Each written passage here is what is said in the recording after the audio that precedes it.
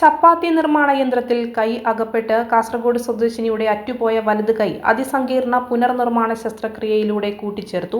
കണ്ണൂർ ആശ്രമിംസ് ആശുപത്രിയിലെ plastic surgery വിഭാഗം medical സംഘമാണ് മണിക്കൂറുകൾ നീണ്ടുനിന്ന ശസ്ത്രക്രിയാ ദൗത്യം പൂർത്തീകരിച്ചത്.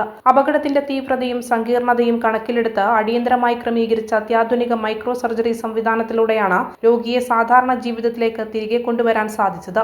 യുവതി ജോലി ചെയ്യുന്ന ചപ്പാത്തി നിർമ്മാണ യൂണിറ്റിൽ വെച്ചായിരുന്നു അപ്രതീക്ഷിത അപകടം സംഭവിച്ചത്. ചപ്പാത്തി പരത്തുന്ന യന്ത്രത്തിലേക്ക് മാവ് ഇട്ടുകൊടുക്കുന്നതിനിടയിലാണ് കൈപ്പത്തി റോളറുകൾക്കിടയിൽ പെട്ട് അറ്റുപോയത്.